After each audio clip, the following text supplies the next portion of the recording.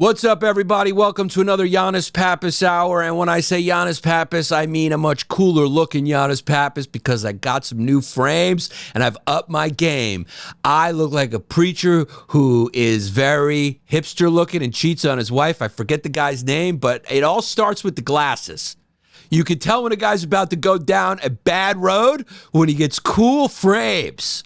I got cool frames now, which means I got 1 foot into fatherhood and 1 foot in moving to Monaco. I'm going to take all my earnings and go to Monaco. Okay? That's it. Where lawyers can't get me. I'm going to become an illegal immigrant to Monaco. Can you become that? Do they have a need for American people who like to lay down? Because I can provide if you have a shortage of Greek Americans who will take the lay down. That's me. I'm always seeking to lay down, and I want to be an immigrant to your country who lays down. I'm here to lay down. We need people to lay down, right? I can lay down and work on my phone with the best of them. Desks and sitting up are a thing of the past. Nobody sits at a desk to work. It used to be when you had to stand up to work. You know, that was work. And then we figured out a way to put a tie on and sit down. And you know what the tie's function was? It showed that you were an officer.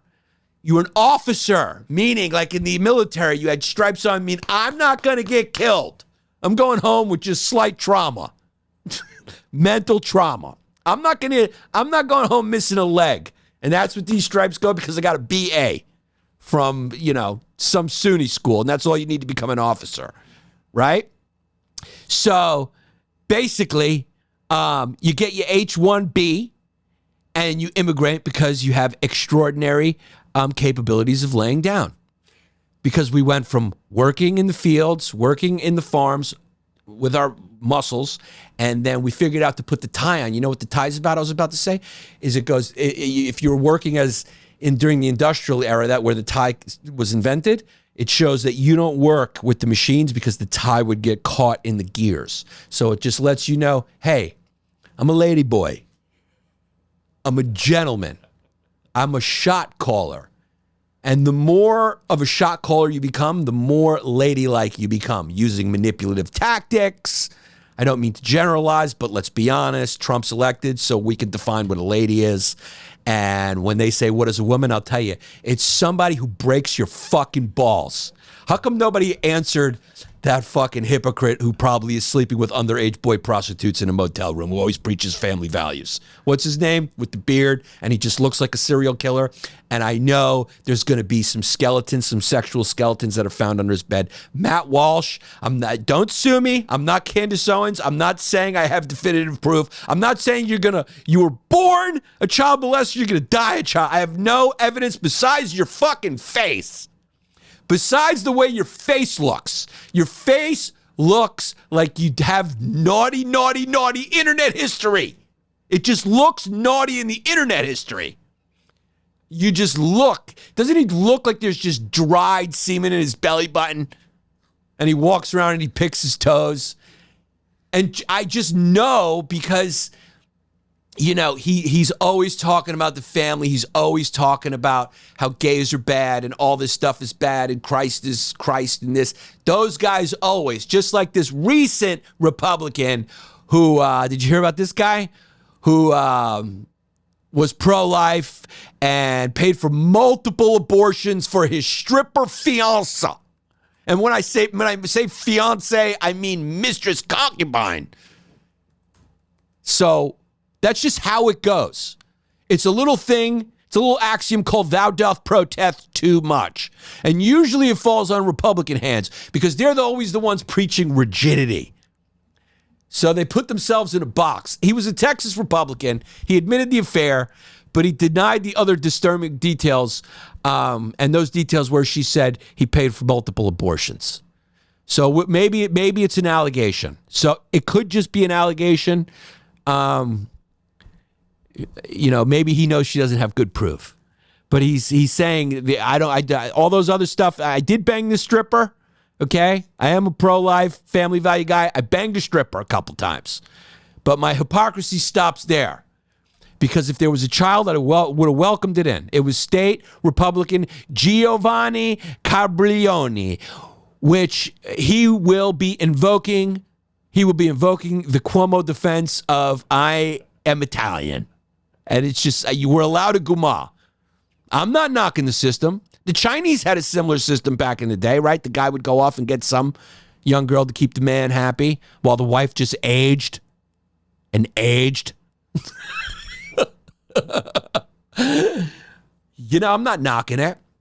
But how come nobody said that during Matt Walsh's documentary when they said, what is a woman? Why didn't someone go, someone who lives in your house who breaks your fucking nuts and yells at you about her needing help getting things ready while you just want a couple more minutes of sleep? That's all you want. Just give me 15. Can you take the dog out? Or how about someone who doesn't say much to you, but then once you get in the car and start driving, calls you 15 times for one sentence questions? How about that? How about someone who you suspect is colluding with Amazon to steal all your money? How about someone who has an online shopping addiction? It's called a woman. How about that? How about someone who spends way too much fucking money on her hair? That's a woman. I'm defining a woman. Okay? How about someone who doesn't blow you once you fucking get to know her? What is a woman? That's what it is. I think I answered it. That's why you didn't come interview me, dog, because I would have answered it. I would have answered it. I know, all old tropes, stereotypes, that, by the way, are fucking true. Okay? I speak from experience. And I'm just joking, but I'm also serious. Stereotypes don't fall from the sky. Okay? I don't remember the last time I saw Bangladeshi guys lining up for Jordans. They don't fall from the sky. I don't remember the last time I walked into a diner that was owned by a Pakistani man. I don't remember the last time I got into a cab with a Greek cab driver. By the way, the whole, racism thing, remember that whole, can't catch a cab thing? Black people can't catch a cab. Cab drivers won't pick up black people. It's that could have been true, but, why were you yelling at white people about that? When is the last time you saw a white taxi driver? I'll tell you when. It was 1971. Okay? It was a movie directed by Martin Scorsese. I don't think they exist in nonfiction. I've never gotten to a taxi cab and the dude was like, what's up, man? You want to listen to Pearl Jam? It's never been like that. I've always walked in and went, oh, fuck. This stinks. Uh-oh. So, take up your racism complaint with the South Asian community. I'm just talking honestly. Stereotypes don't fall from the sky. And I'm also stereotyping Matt Walsh, who, mark my words, I'm thinking with him, it's not going to be a boy. I don't get a gay vibe from him. I get more of I want to choke a girl out right to the line, I want to choke a girl out. I don't think he's satisfied with home sex life. I'm getting more of this guy wants to get a second job for a security company so he could scope out how to break into women's houses and steal their panties. And that's just what the frames say. My frames say, hey, this dad's got 1 foot in, 1 foot out. Not true. I got 2 feet in. But the frames say, Yanni's going through a midlife crisis. I'm about to see Yanni at a hipster bar drinking a brew. Are hipster bars still around? Nightclubs are closing. What are Gen Zers doing for fun? They don't have any fun. They don't approach each other anymore. They're too scared. They all think they're spies. They're all scared. Are you guys all spies? Meaning, are you going to collect intel on me and then post it somewhere? They're not having any fun. Everyone's working from home, isolated, on their phones, communicating through technology, and scared to live. It's a very weird generation. All these nightclubs are closing. Big article. All these nightclubs are closing. Kids don't go to nightclubs anymore. They're not fucking anymore. They're not having sex anymore. They're not finger blasting. They're not blowing each other. I don't know what they're doing. They're all at home just masturbating. It's not good for a social species. Because when I look back on my youth, the only real fun I had was with girls. Best memories. I mean, I like hanging out with my boys, don't get me wrong. But, when I'm going to sleep, I don't remember like, oh man, that was a fun time on the bench. You know what relaxes me? I'll think back to a nice fuck. And it just puts me to sleep. It's my memory. It's a memory. I can do it if I want to. By the way, this just tells you how much times have changed. There was a basketball player at the school that I went to that before I went there. A story was that he used to take his dick out at parties, and people would go like, "Whoa, what the fuck are you doing?" And he would go, "What? It's mine. I can play with it if I want to." So that was the 90s. I'm not condoning it. I never saw it. It was before I got there, but that's how things change. But the thing is, like, legally, that's a conundrum, because it is his. He's like, it's mine. I can play with it if I want. It's like, legally, he's not touching anyone. It's interesting, right? I guess it's indecent exposure. But, if you had a good lawyer, you could make a case that the guy technically is saying the objective truth, right? Anyway. Nightclubs just aren't working out. Rising costs, changing customer behavior. They're struggling. Energy prices, they're just not getting enough customers. That's what it is. There's been a shift back to home-tainment and a preference for smaller, more intimate gatherings. So people just don't want to go out. Maybe COVID gave everyone anxiety about it. I don't know. I think it's more just the modern life and the isolation. Who knows? Maybe it's due to the crackdown on immigrants. Maybe a lot of those girls who were dancing on the poles, Eastern European war refugees. There's a good chance if you're watching a porno that you're looking at someone who is a war refugee from a white country.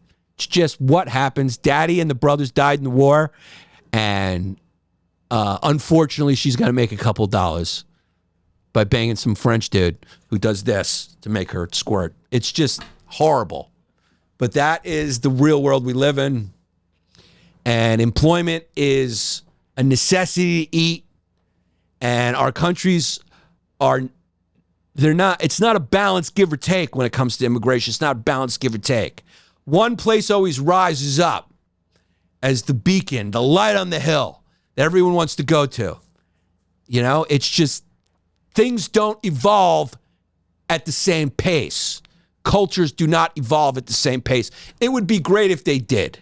It would really be great, because everything would be a lateral move, Although I assume when Somalis first hit Minnesota and they caught that fucking first winter, they maybe said, you know what? Being a child soldier wasn't that bad. So at least it was 84 out. You ever been in Minnesota during the winter? You have, right? Yep. Yeah. A lot of them were thinking lateral move. A lot of them might have went back once you get that first winter. But there's enough of them there that it seems like this mayor is going to win. He's Somali. There's enough of them there that they got, what's her name back in? The senator. What's her name? Ilhan Omar. Ilhan Omar. But we take in the most immigrants in the world. We take in the most immigrants. We're a big country, but it's no secret that everyone wants to be here. And so it's a tough challenge that we face. But people also want to be in Europe. They want to be in Sweden. They want to be in Denmark. They want to be in Germany. But also, a lot of these countries, like the United States, Germany, like Denmark, like Sweden, like whatever other country, oftentimes want immigrants. They want immigrants. They want above the line, legal line immigrants, and they want below the line immigrants. Because there's a little thing called capitalism. And what capitalism loves is huge profit margins. And what ensures bigger profit margins is lower pay. Always lower pay. And you know what gets in the way of lower pay? Unions. You know what else gets in the way of lower pay? A moral standard by which a person should get paid. And by moral standard, I mean a humane standard. Sometimes a humane standard is just a little too high for the top brass, who doesn't care, who doesn't really put a face to the problem that it creates. Right?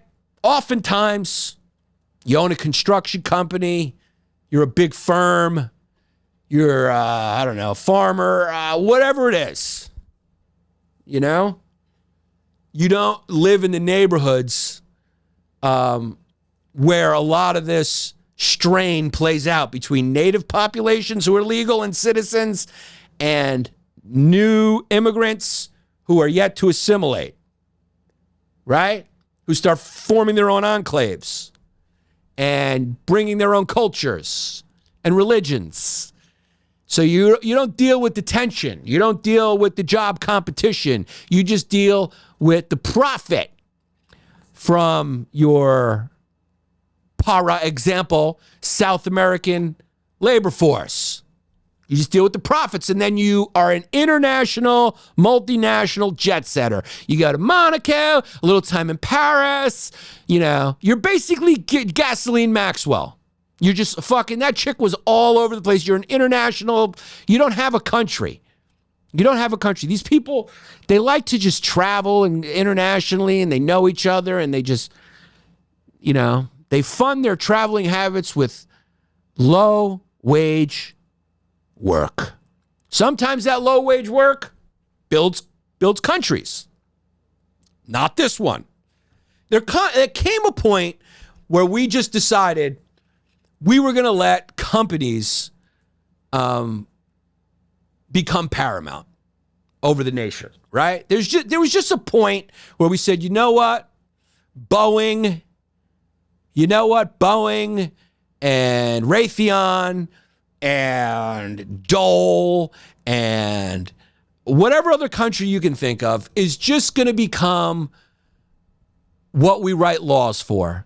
And they're no longer confined to the United States.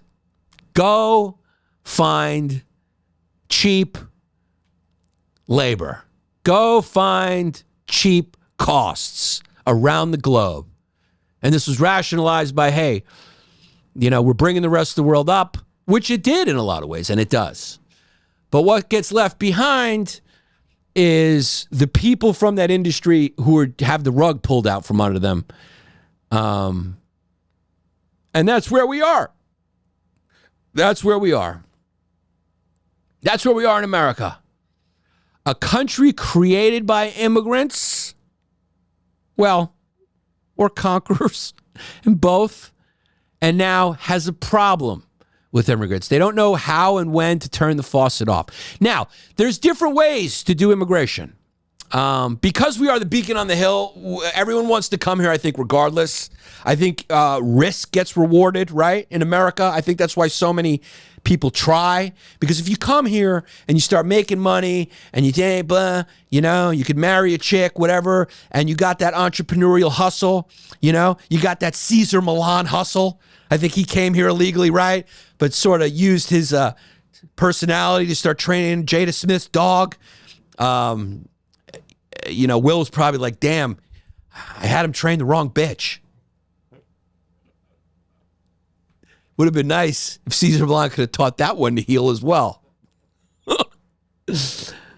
And then, you know, it rewards risk. So then these stories probably matriculate back through the countries people come from, and they go, hey, man, you could really make something yourself. Look at Cesar Millan. He came illegally, you know, made it into this, it became a mogul.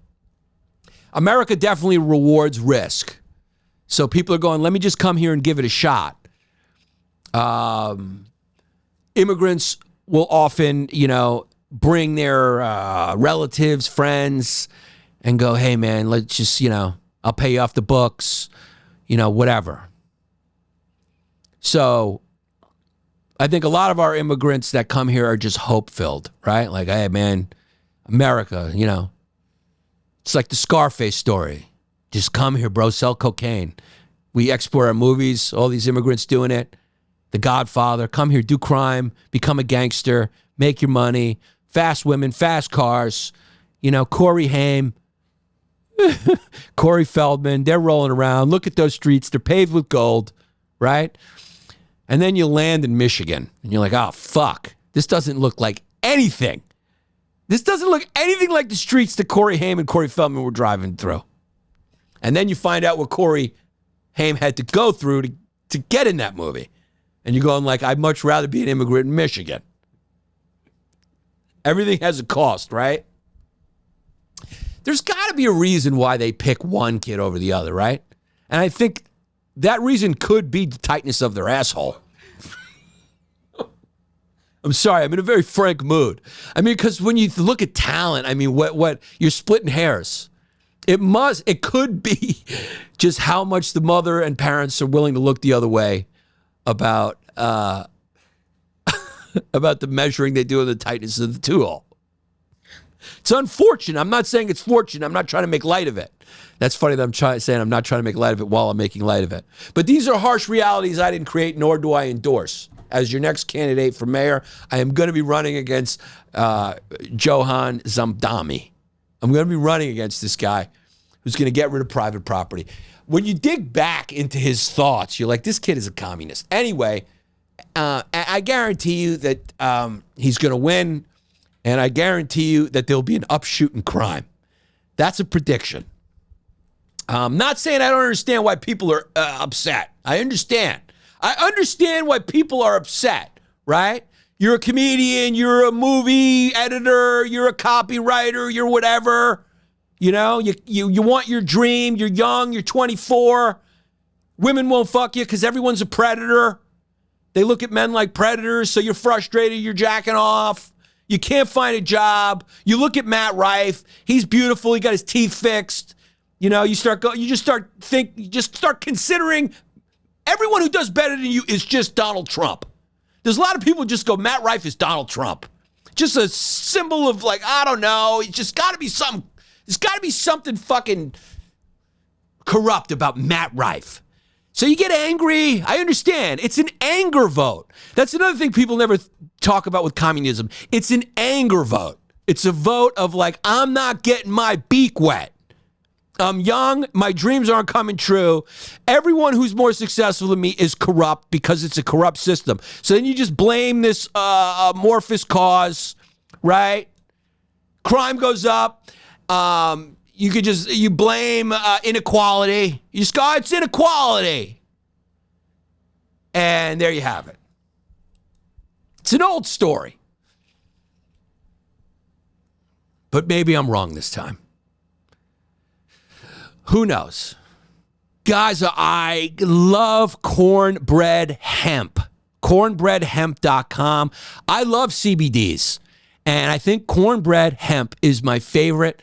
They are awesome, organic. They're made to help you feel better. They do. I love CBD. It works for me. Nice. It keeps me calm. You know, if you're stressed out, helps with sleep, poor sleep. You just need a moment to unwind. Sometimes I pop them midday, and I like it. CBD might just be what you need to level up your daily routine, my friends, my mostly male friends. Cornbread hemp uses only the best part of the hemp, the flower, for the purest and most potent CBD. I love it. No fillers, no junk, just full spectrum goodness right now. So, people, they're offering you 30% off your first order to go check them out. It's worth it. If you're into CBD, go check them out for 30% off. Great. Just go to cornbreadhemp.com/Yannis. Use the code Yannis at checkout. That's cornbreadhemp.com, all one word, /Yannis with the code Yannis to get 30% off your first order. Guys, you know me. I am a nicotine user, and you know my favorite flavor of Lucy is espresso. I love having my coffee with my coffee. It's a double coffee. I do it in the morning, and then I switch flavors. You know, I like the apple.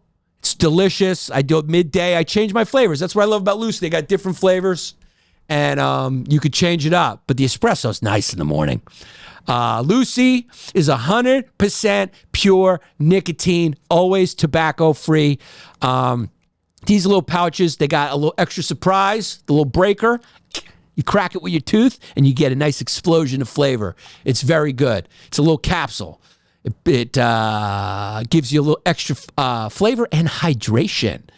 Set yourself up with a subscription and have Lucy delivered straight to your door. That's another reason why I love Lucy, is because, I'm addicted to nicotine, I'll be honest. And I just like knowing I got them. So you just get on the subscription and you never run out. They keep coming right to your door. You don't got to run to gas stations late at night. You always got a stock reserve. I do 8 milligrams, okay, but they come in 4. Sometimes I'll do a 4, but then I'll usually just put another one in. It's up to you. They got different milligram doses.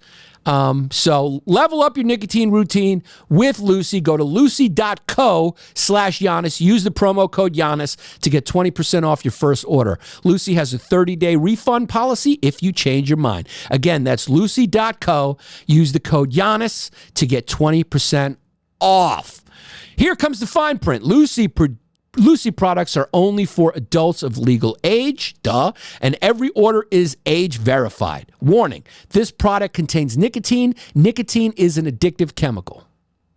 But also, immigrants are very welcome, like I said, by employers who need them for cheap labor.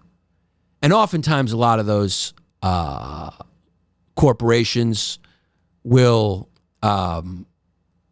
say, hey, they'll publicly say, hey, we're all for the American worker, and we support this anti-immigration, speak.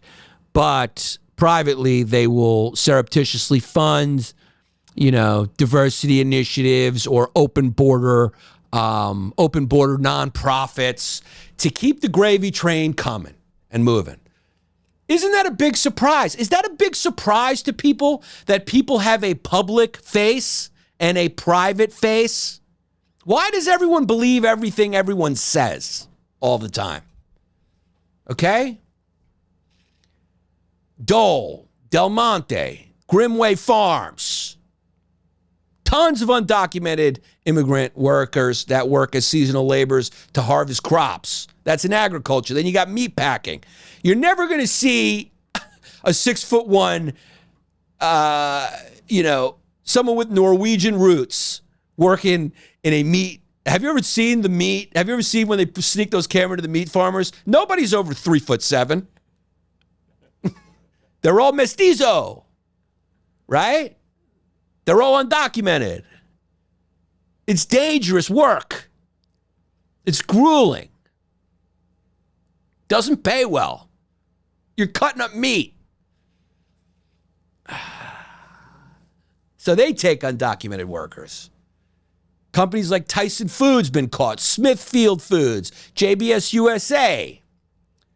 And some of these companies have been raided by ICE, and they're going, guys, what the fuck? Your fucking son's not going to get a summer job here. What the fuck are you doing? Do you want your meat or not? Do you want your meat for $4.99 or not? Right? You want burgers this 4th of July that don't cost $25 or not? Because let me guess, your fucking son, who's at Vassar University for $88,000 a year, ain't taking his summer job in a slaughterhouse. Right? Construction, of course, another one. Undocumented labor. And let me just tell you something. I mean, if there was a Michael Jordan of construction, like manual labor in construction, it would be undocumented workers. I mean, how do you resist that? You're going, oh man, I want to support America. So you pay, some fucking legacy landscaper comes over with the name Giovanni Bisanini, and he gives you a quote that's 10 times as high as the Mexican guys just gave you, and then you hire him because you want to support America and you think you're like this fucking, nativist Republican who cares about America first. And then you just see them eating fucking gabagool sandwiches, taking lunch breaks. The guy's fat. You ever see how fat these legacy fucking landscapers are that show up? They're 4th generation Italian company. Oh, my dad used to have this whole neighborhood. Yeah, your dad immigrated here with a piece of bread and a nickel. He had some work ethic. Not like you, who throws a chicken parm in his face at the first chance he gets. You know, and breaks my back for how long it takes. And then charges me more because he breaks something and then says, oh, I got to fix this too. So I want the Mexican who's just happy to be here and will keep quiet because he doesn't want me to call ICE. Those are attractive amenities in the marketplace. Did Adam Smith ever account for documented and undocumented labor? Did he ever account for the laziness of empire? These are factors that come into play, right? Comfort corrupts. You think for one fucking second that this new storage bucket that I bought off of Amazon has been put together and is not sitting outside my garage for a week? Do you think for 1 second that that's not true? It's true. I bought this thing, it's sitting in a box, and it's just leaning up against my garage. Why? Because the thought of putting it together makes me tired. I've wanted to call the Mexican guy who does things in my house, but I'm too embarrassed as a man to let him know that I want him to put it together. So I'm waiting for something to really break in my house so I can throw that in as an extra. Oh, by the way, also, you mind putting that together? I'll throw you another couple $20. Because all you got to do is turn some fucking wrenches. I don't think Adam Smith accounted for that when he came up with the invisible hand, right? Because if we're just going by the invisible hand, let's be honest, undocumented labor works. It works well. It works very well. Works very well. Hospitality. Now, I'm bringing up these industries because these are all big offenders for illegal labor. They rely on low-wage labor for cleaning, food prep, dishwashing, maintenance. Marriott, Hilton, McDonald's franchises, and various other restaurants and groups. I mean, when's the last time you saw a white busboy in New York? They're just not around. And I don't mean, oh, it's a race thing. I mean, it's a South American who speaks English as a second language. And let me tell you something. I fucking love them. They work. There's just no bullshit. There's something to someone who just works and doesn't talk. You ever get into an Uber and the guy speaks English and you're like, fuck. I love a good immigrant Uber driver who's just going to take me to my destination. I can scroll on my phone in peace. I don't got to make fake conversation. But I'm a New Yorker. People like that banter when you go to other. Every time I get into an Uber on the road, they're like, it's, some divorced housewife, sad, taking a third job, who wants to talk, trying too hard to get her 5 stars and her extra 5% tip. I don't like that. All right? I like a Pakistani guy who's happy with a 5% tip. I'm just kidding. I give 20% or whatever. It keeps going up. This tipping culture's crazy, dog. This tipping culture's crazy.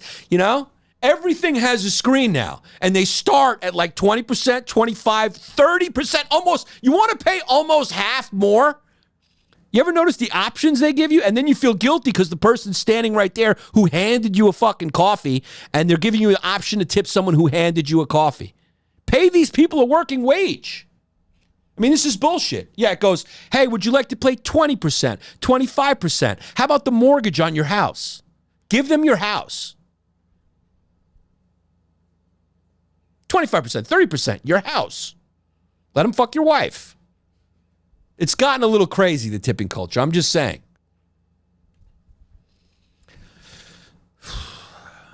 Obviously, domestic care and caregiving. Everyone knows about Jimmy Kanani's in the city. Nannies, Mexican nannies on the West Coast. Elder care providers. Hard work. You're basically talking about hard work that often gets paid under the table. Why does it get paid under the table? Clean house cleaners. You don't want to deal with insurance. You don't want to ask questions. You don't want to deal. You got to pay all these things. Taxes are like, what are the taxes? You have to pay so much. You got to go through bureaucracy. You got to check papers, and you got to pay more. Nobody wants to do it for that. So it's supply and demand. Undocumented labor is willing to do jobs that documented labor just isn't willing to do. And that's why undocumented labor exists. They wouldn't come here if they didn't get jobs.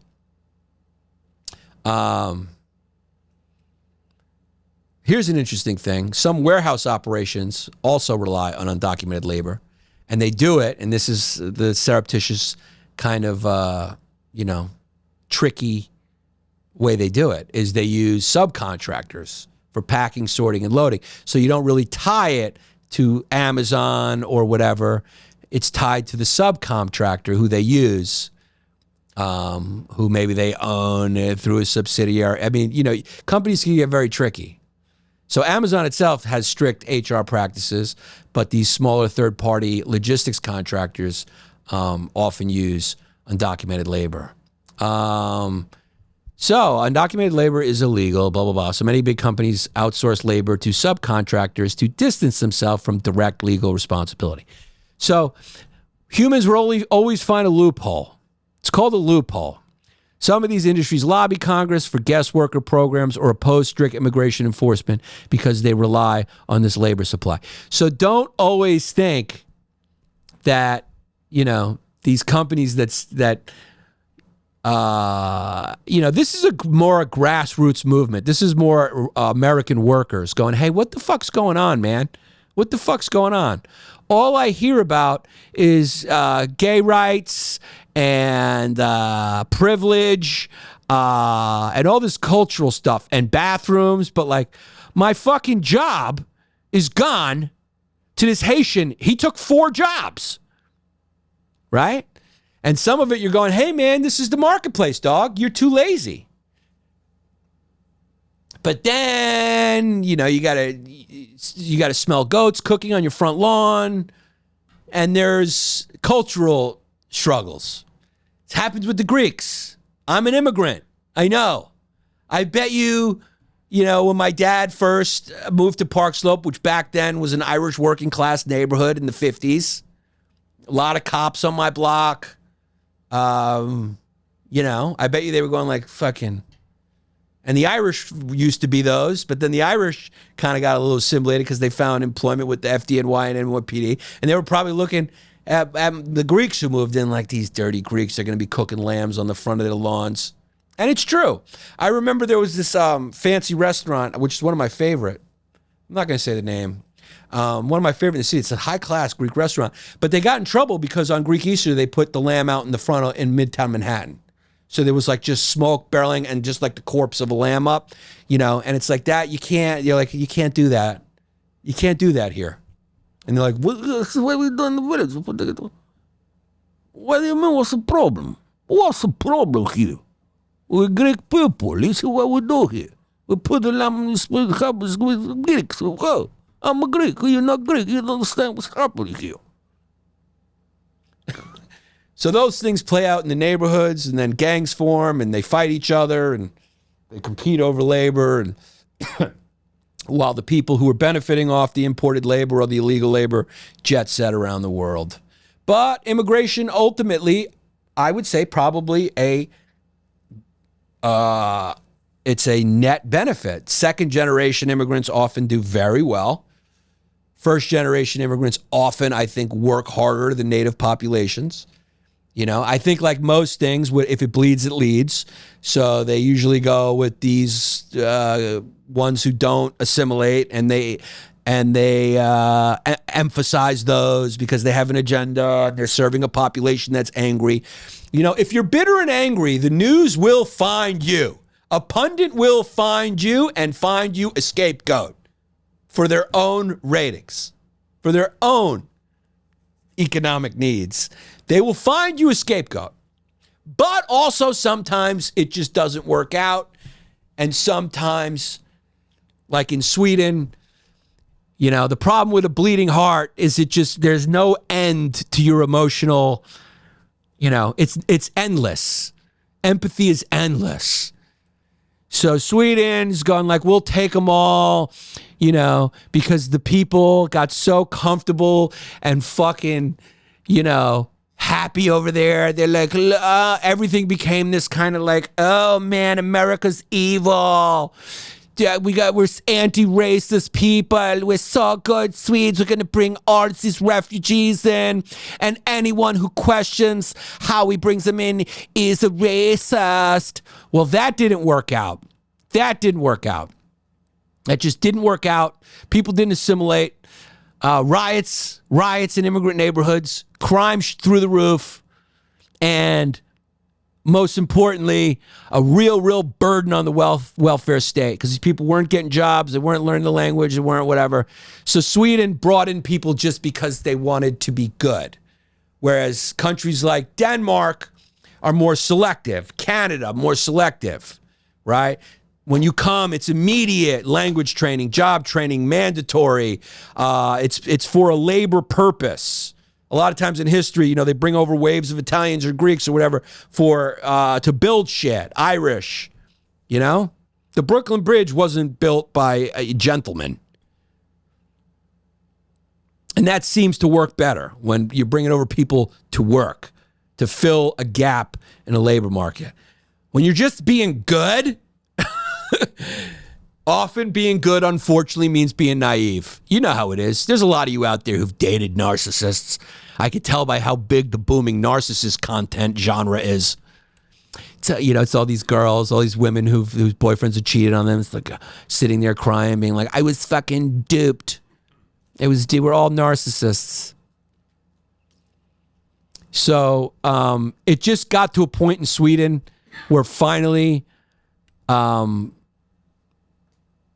they started letting debate happen because it was bad. They saw an alarming rise in violence and rapes. It's just fact. And it was all immigrants doing it for the most part. 30 bombings in a single month. Regular lethal attacks in major cities like Stockholm, Gothenburg, and Malmö, which I've been to all three.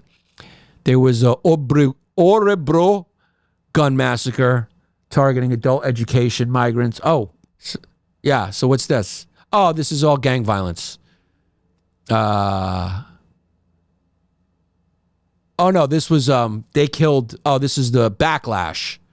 Backlash because they saw an alarming level of violence, organized crime networks from migrants, bombings. And so then, of course, that gives rise to your Nazis, and then they start fucking anti-Muslim sentiment starts growing. They start fucking writing on mosques, and the far right rises. And then finally, they made some changes. They made some policy reforms. Starting June 1st, 2026, they're going to extend the residency requirement for citizens from 5 to 8 years, mandate stable income, absence of criminal history, and a declaration of loyalty to Sweden. The migration agency forecasts a drop in citizenship approvals by roughly 23,000 applicants and a backlog of 86,000 cases, many waiting more than 4 years. So they've closed the door. They've rejected asylum seekers who had employment, can no longer convert to work permits within Sweden. They got to leave, so they're kicking people out. Even though employment gaps persist. This is the tough part. Even though employment gaps persist, foreign-born individuals are more likely to be unemployed or underemployed because they just don't assimilate. And that's just what happens. That's just what it's, and then they say it nicely, especially for certain nationalities. Whatever. So it just didn't work out that well in Sweden. And they had to make some changes and move more to the center. And they kind of closed the doors a little bit because it's assimilation is messy. It's messy. And when people first get over here, it's messy. Often second generation, like I said, it works out. This is all common sense shit, And of course, the closer your country is in culture, probably the easier the assimilation. I'm sure Europeans have an easier time assimilating than, others. Although you can see the South Asians are doing very well. Probably number one. The Nigerians also doing very well. So a lot of it's work ethic, just a lot of things that don't show up in stats, but are just part of culture, I guess. That helps. That helps. But it comes down to the question of like, what drives it? Is it greed? Is it desperation? Seems to be a little bit of both. But I think greed often gets overlooked. Undocumented labor. We've all experienced it. We've all paid in cash for certain things and been very happy we did.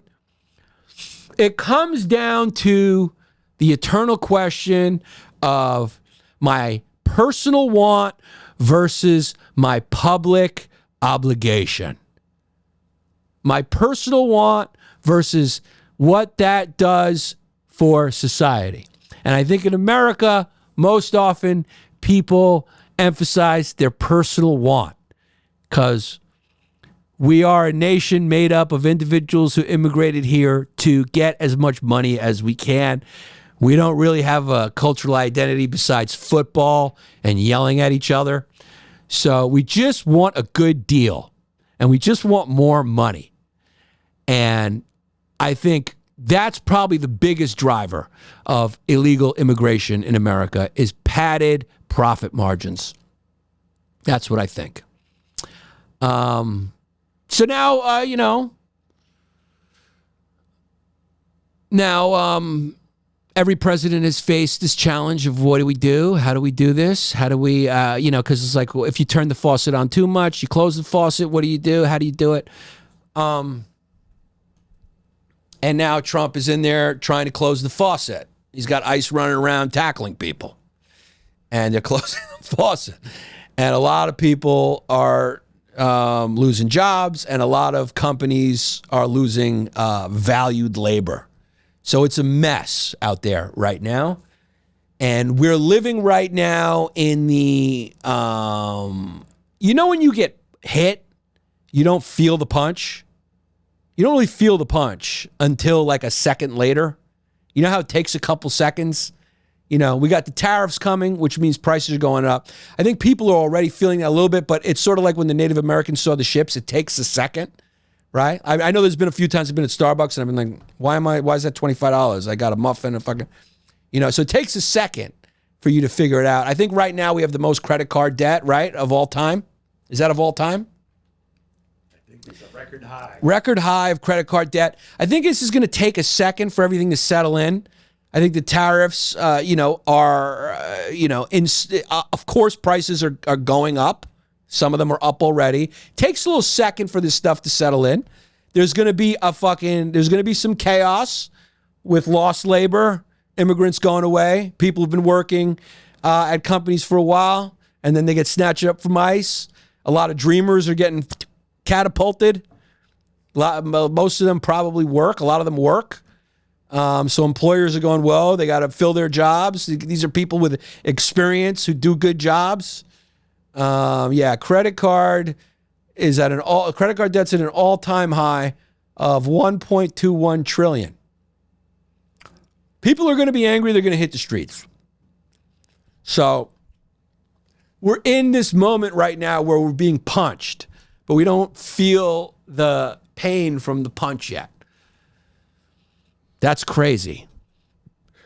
So with people using their credit cards, money they don't have, prices about to go up because of tariffs, and they will. Just shut up. They will. Okay, that's just how it works. Companies are going to eat some of it for a little while, but what do companies ultimately do? Right? They don't want to eat it. They want to pad their profit lines. So they're going to try to pass it on to us as much as they can. So prices are going to go up. It's just what's going to happen. And also, corporations are losing their labor. And so what we're hoping ideally, what everyone on the right is hoping, like, hey, man, just buy American. And then you do, and then your car falls apart. Because that is the beautiful thing about capitalism is we do take the best deal, right? So people didn't start buying Lexuses and Mercedes and BMWs because they were anti-American. They bought them because our country is about individualism and we want the best fucking product. And the Japs made the best product. I'm just shortening Japanese. I don't mean it in a bad way. Just like if I said, I have a friend, he's a Jew. I don't mean it in a bad way. He just is a Jew. Okay? But Tesla says they're building the most American-made vehicles on the road. But I'll be honest with you, they're made like shit. I got one. And they're great, but the construction is a little like, you get into an accident. That thing's going to crumble. But good thing it has a lot of, cameras and stuff to prevent.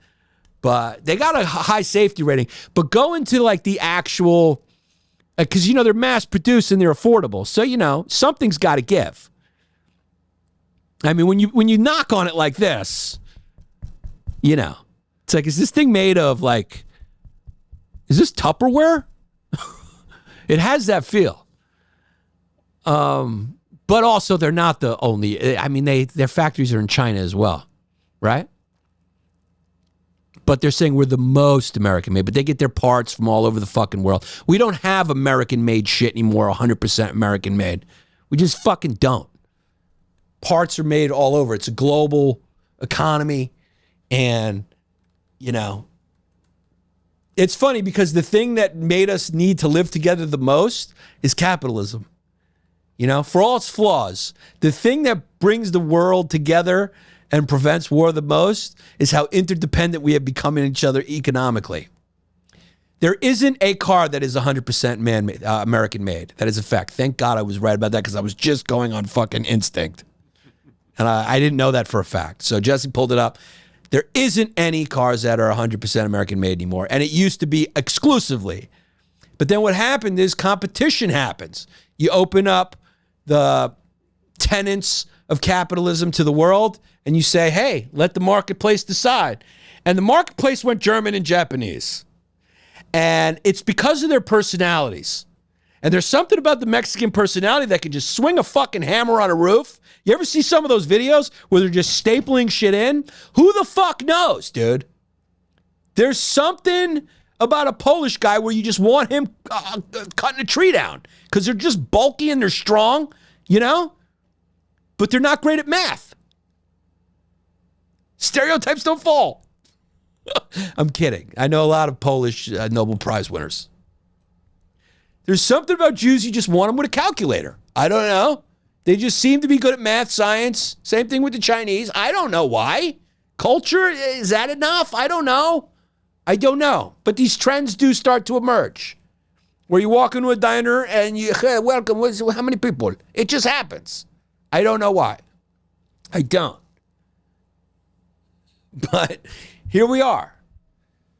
And so this is going to be messy, is my point. It's going to be messy because it's not all.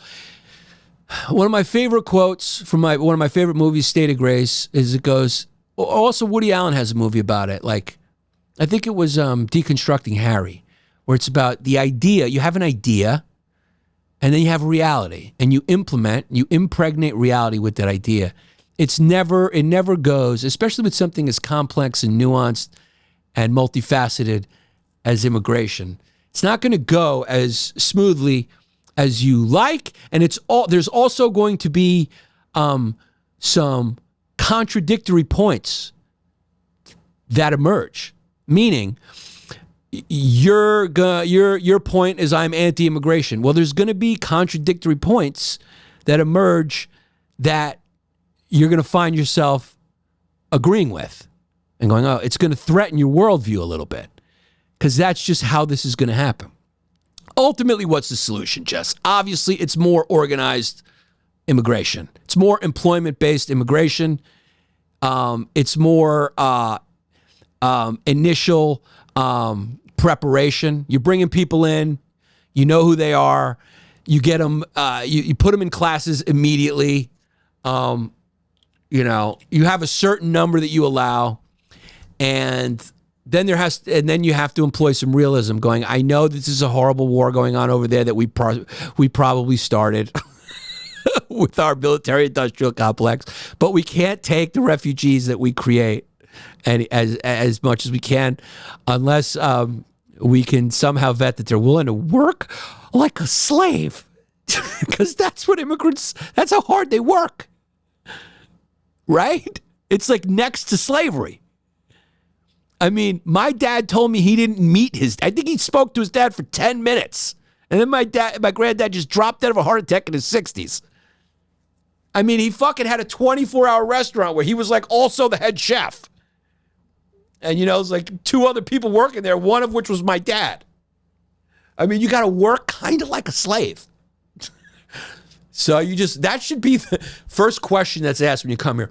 Are you willing to work as close to a slave as possible? And deal with that and have a shitty life so your son can become a doctor. And if that person goes, without a doubt, you pull him in. Was that too harsh? Just the word slave got you nervous. Yeah, I know how it is. But all the words around it cooled it out. So they're going to use drones. I'm sure big contracts are coming out to the military-industrial companies to help secure the border. But I guarantee you there's going to be a back door. There will be a back door that those companies know about where there'll be a steady influx of farm workers, construction workers, and absolutely essential undocumented workers. Unless we can figure out a way to say to billionaires, you're just going to have to take a few million less to abide by the law. You're just going to have to we'll handle the criminals and all that shit by vetting, but you're going to have to take a few million less, right? You're going to have to deal with some regulation, and they're going to go, but nobody works harder than someone who does it discreetly for their freedom. And we're going to go, we know, but your building is just maybe going to have to fall down, just so everyone can abide the law, because we can't deal with real politic anymore, you know, politic real. We just can't. We got to live by the ideal that everyone who comes in here is legal, it's limited, and we want to give students summer jobs. Come on, dog. Come on. Let me ask you a question. I know you think we got to do something about this immigration problem, but let me ask you a question, dog. Let's be honest. Let's be fucking honest, okay? A kid shows up to your house. You call a maid service, and a girl shows up to your house who's doing a summer job, and she goes to Sarah Lawrence University. Okay, and she walks in. She's like, "Hi, I want a summer job." Cool. How does like $35 an hour sound? Is that cool? Also, do you have sparkling water?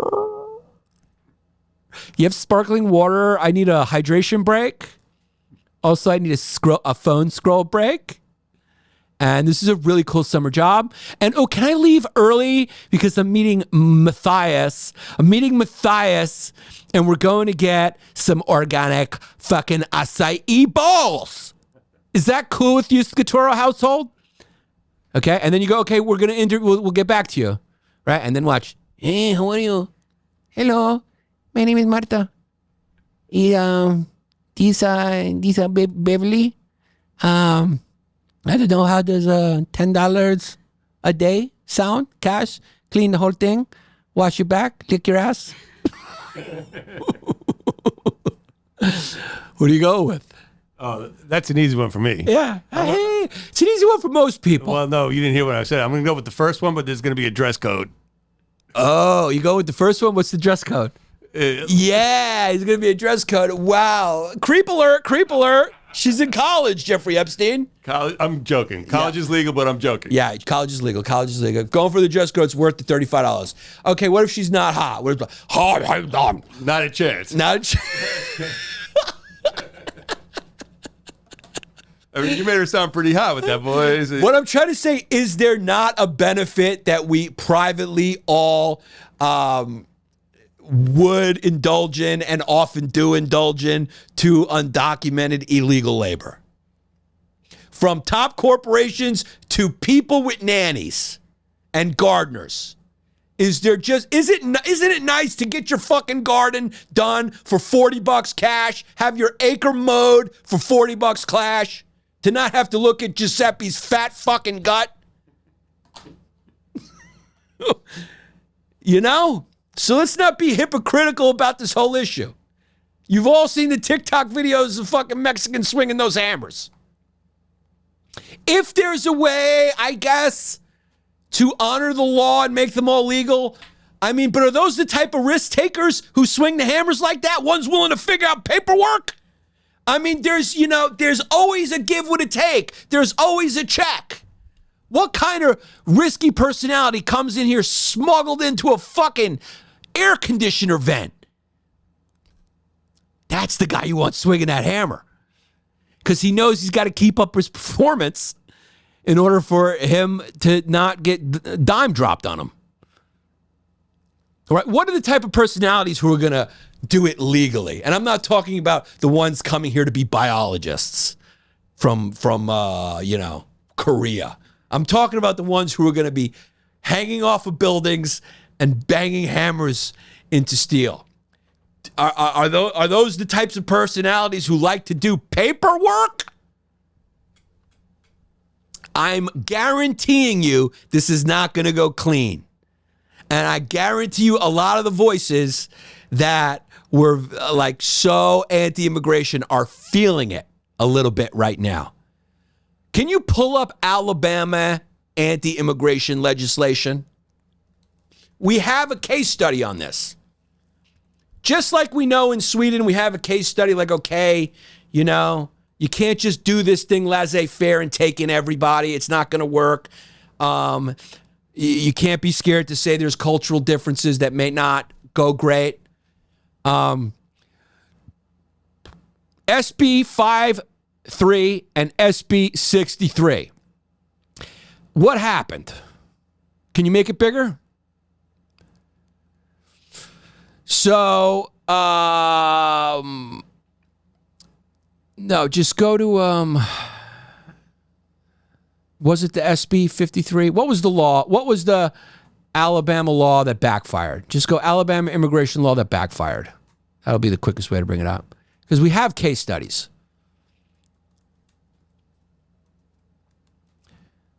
We do have case studies. Now, this happened, what year was it? 2011. Okay, it was called HB 56. So the law was designed to deter unauthorized immigration, and it led to a decrease overall. This is just a summation. Led to a decrease in the state's workforce, particularly obviously in agriculture, and caused a decline in local economies due to reduced spending and, more importantly, labor shortages. It sparked legal challenges, and it ended up being reversed. It was partially struck down.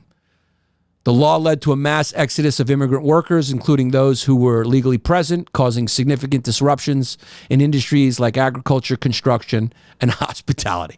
It's what's going to happen. It's what's happening now. If your hotel room smells a little bad, it's because it was cleaned by a white kid with a summer job. Alabama experienced a decline in tax revenue due to reduced spending, labor shortages, estimates range. So they lost from millions to hundreds of millions of dollars. And the economy lost. And of course, a lot of the legal immigrants lost because they were scared, because it was such an anti-immigrant fervor coming politically, right? And in public opinion and from the pundits, So the people are like, I'm just fucking out of here. I don't want to deal with like getting a cross burn on my lawn or whatever. So they just left. And these farm owners were like, what the fuck? And then I think the reason why this is just an overview, they ended up trying to hire like prison release people to do the work. And I remember watching a video where this farmer getting interviewed. And he's like, these guys want smoke breaks and, Is like it didn't. They couldn't find anyone to work for what he could afford, and so they tried to do like prison release. And it's like those guys were like just smoking cigarettes.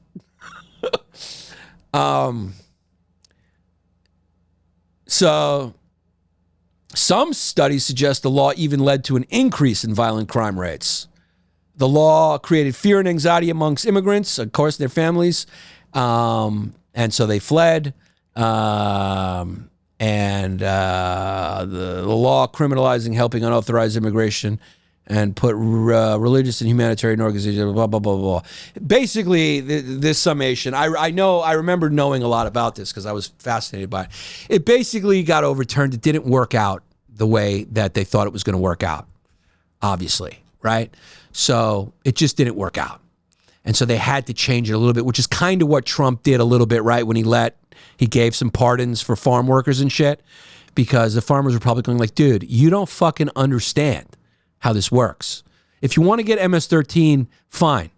So like people with criminal record, like you can't just have like this like no more competitive labor, because there's something about who's willing to do the job for a certain amount of money, and that is tied to, in some ways, their status, unfortunately. Right? It's the real world. But we're going to see how it plays out, because this will be a case study, and we'll see how it plays out. A lot of people right now are saying the tariff thing is going beautifully. It's been, a couple weeks. Tariffs are still being negotiated. Looks like Europe, the tariff is working out for America, right? But I think Europe did that and America did that to kind of stick it to Russia a little bit. They made a deal. They got to buy energy anyway, right? So like we're going from Russia to America. So that's going to squeeze Russia bad. But he cut a good deal there, right? It comes out in America's favor. Like I said, don't underestimate the Don, because normally you would say, common sense would say, we're going to have major upheaval. But just maybe he'll be able to shuffle all the negatives under the rug and plow forward like Donald Trump does. Accusations of knowing Jeffrey Epstein and all. This may all work out, but I think in private, you could probably get anyone who's reasonable to say something was needed to be done. And it was always going to be a little messy, because it did start to get a little out of hand. And the point we made on this podcast was it wasn't just the illegals' fault. It was the corporations and a certain class of people who love undocumented labor to pad their stats. Like Jesse is here on an HB1V, and he's about to run out, and he's about to be replaced by your replacement who's been living in my closet. And why the closet? Because I still use some of this space. So I forced her and him and their 14 kids to live in the closet, but they have to pay me $400 a month. And believe it or not, the kid fucking learned. He learned your job. He learned your job quick. He learned how to press record. He learned how to press record, and he's willing to go above and beyond that. And guess what? He doesn't have a painting hobby on the side. So Jesse's being replaced by, I just call them Thing 1, 2, and 15. All right, want to give a shout out to forthefree.art, music in Hawaii, bands in Hawaii. Go check out that site. It's really great. Also want to give a shout out to Nate Linder at IndigoLabsAgency.com, social media marketer. He'll hook you up. I've worked with him. Real business results like revenue and new customer acquisition, not just clicks. Marketing solutions backed by data and proven by impact. That's IndigoLabsAgency.com. Thank you, Nate. Also, Rebels-Raiders.com. Go check out all their gear. The goat shirts the kid loves, and all the proceeds for the goat sheets go to goat charities. The kid loves taking care of goats. He's got great gear at great prices.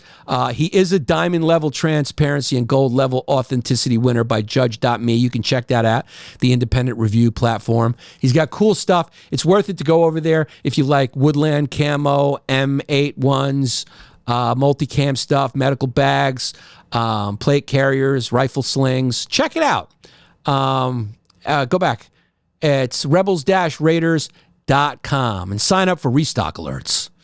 Suds Auto Spa, Bridgeville, south of Pittsburgh, 412-564-5033, info@sudsAutospa.com. Ceramic coatings, paint protection film, car capsule units, storage assets, all that stuff to crack open and clean out in your car. It's the larger the job, the farther they will travel, but they're in the Bridgeville, south of Pittsburgh area. Then, of course, our boys, PCB Tech Art, they sell the Power Nest, which is a great phone charger that you can buy. Just go get it right now. Also, the Power Sphere, which will make your car smell good. A nice little design. Go check them out on the site. Also, they'll create any design you want, like they did this sign right here, Yannis Pappas show, Yannis Pappas Hour.